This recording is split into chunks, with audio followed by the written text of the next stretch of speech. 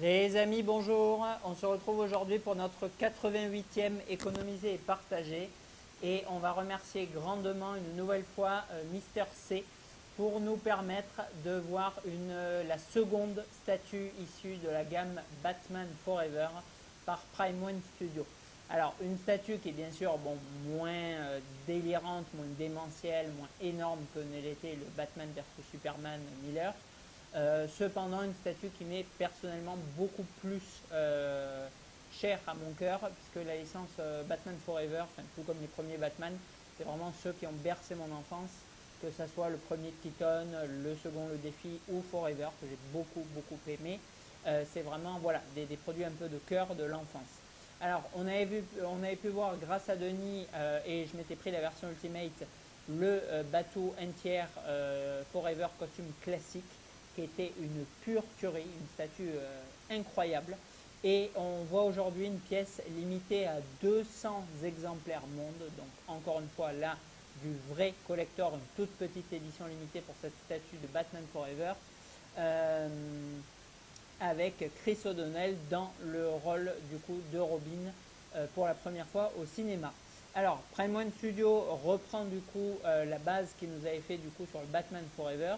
Il nous propose une troisième statue dans cette ligne. Alors, une statue que pour le moment, ni moi, ni Denis, ni du coup Mister C n'ont jugé bon de prendre. Donc il n'est pas prévu que je vous la présente à première vue. J'avoue que je suis quand même très fan. J'aime énormément cette armure sonar qu'il a à la fin du film, une armure toute chromée qui a l'air vraiment magnifique. Cependant, bon, c'est quand même un billet une nouvelle fois de un peu plus de 1500 euros pour un costume qu'on voit 10-15 minutes à l'écran. Mais bon, voilà, je me demande du coup si effectivement l'effet des trois alignés rend vraiment beaucoup mieux que d'avoir un display juste avec Batman et Robin. Alors, Mister C m'a demandé plein de fois si le Batman ne suffisait pas à lui-même, si ça servait d'y adjoindre le Robin, si ça servait d'y adjoindre le Gadget Wall, la version du coup Ultimate. À mon sens, oui. Oui, j'imagine clairement un display avec du coup en premier plan, ce Robin du coup sur la gauche, en second plan milieu sur la droite le Batman et en fond le Wall pour habiller l'ensemble. Alors je sais que Mister C lui à première vue il va du coup dépareiller les pièces, elles ne seront pas présentées ensemble de ce que j'ai compris. Bon, c'est un choix comme un autre. Moi j'espère voilà, mettre dans un display grosso modo comme celui-ci, comme la table qui est présentée là, c'est-à-dire un truc genre 1,50 m de large je pense. Voilà, comme je vous dis, ce Robin qui est quand même plus petit du coup en premier plan, le Forever ici et du coup le Wall en fond. Je pense qu'on va être sur quelque chose de très sympa. Donc mon interrogation sur le sonar, c'est en fait où est-ce qu'il va venir se disposer. C'est-à-dire que si on avait eu, bon bien sûr ils ne vont pas sortir Robin en sonar aussi, si on avait eu éventuellement, pourquoi pas, non j'allais dire des énormes âneries, parce que j'allais dire si on a Batgirl qui vient se coller dessus, mais Batgirl elle est du coup issue de Batman et Robin, donc en fait complètement n'importe quoi. D'ailleurs le costume sonar, je viens de me rendre compte que j'avais dit une autre bêtise il y a 10 secondes, le costume chromé, il est lui aussi du coup dans Batman et Robin. Enfin bref, s'ils avaient sorti en fait, pourquoi pas Batgirl et du coup prendre ce Batman sonar, on aurait pu faire un autre display à part où on aurait eu du coup les deux personnages.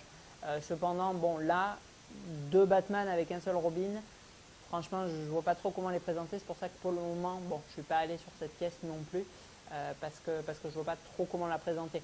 Je pense que seule, elle peut être sympa. Maintenant, la présenter avec les autres, pourquoi pas. Bon, enfin bon. Bref, donc pour revenir sur ce Robin, donc oui, à mon sens, il est complètement essentiel. Parce que c'est la première fois qu'on voit Robin à l'écran. On a, moi j'aime beaucoup cette version de Batman Forever où on a des couleurs très pastel mais très chromées en même temps. Déjà, il y a un magnifique travail de la part de Prime One Studio. On avait l'effet latex noir brillant sur le Batman qui était de toute beauté. Là, c'est tout aussi beau avec ces deux teintes irisées, que ça soit cette espèce de vert un peu bouteille, un peu plus pastel, et ce rouge rosâtre. Ça fait un peu penser d'ailleurs au traitement qu'il y a sur les armures de chaîne là, de Chevalier Zodiac. Je trouve que c'est vraiment très réussi. Et rien que pour, encore une fois, le travail de technicité que nous offre Prime One, je trouve que c'est une pièce qui vaut le coup. On a un socle bon, qui est très similaire à celui du Batman Forever mais c'est bien parce qu'ils vont s'harmoniser ensemble. On a du coup le même travail de roche et de partie métallique imitant la Batcave qui est très très bien retranscrit. On a le R du coup qu'on retrouve sur le costume en gros plan devant, c'est parfait. Et on a les petites chauves-souris, les 4 petites chauves-souris aimantées à venir plugger sur le socle.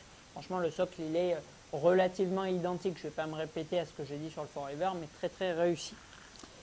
Pour le Robin en lui-même. Alors, on a une pose un peu standing pose badass où il est en train du coup de descendre l'escalier, donc une pose qui est assez similaire à celle qu'on avait sur Batman.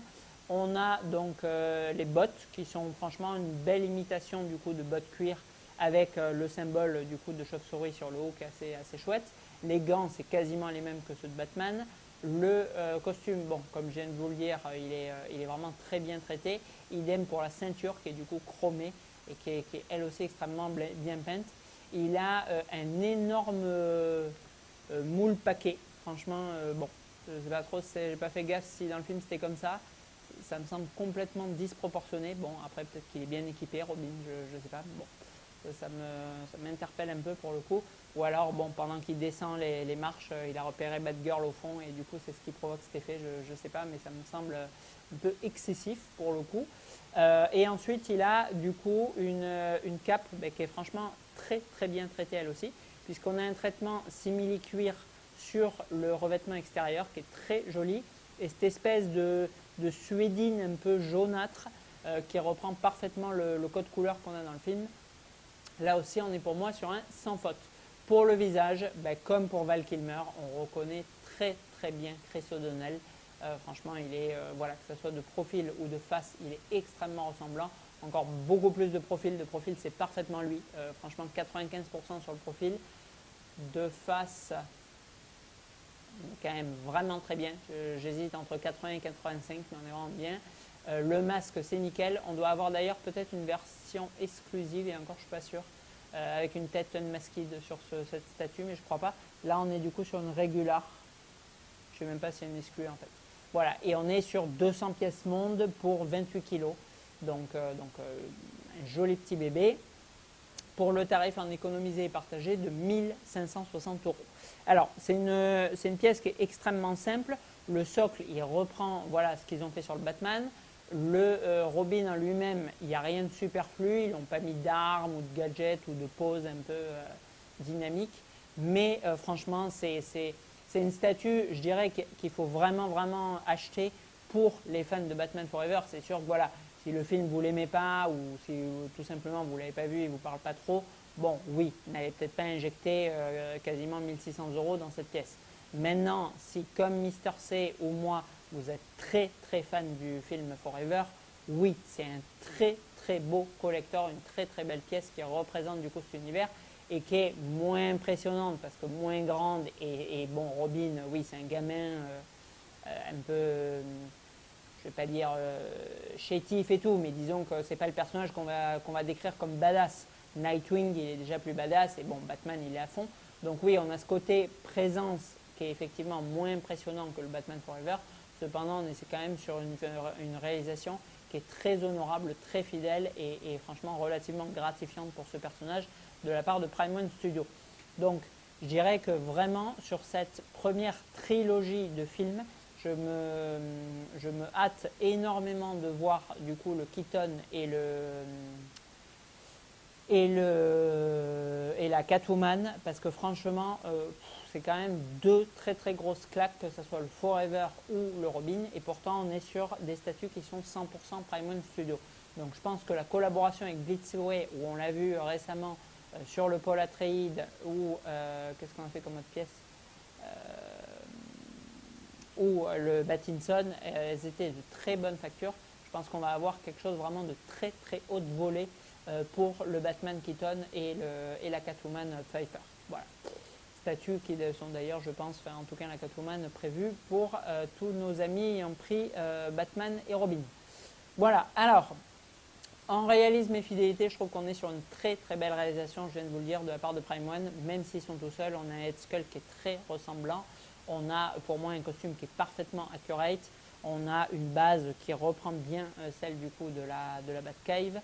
On est pour moi sur 17 sur 20 en réalisme et fidélité. Très très beau boulot de la part de Prime One Studio.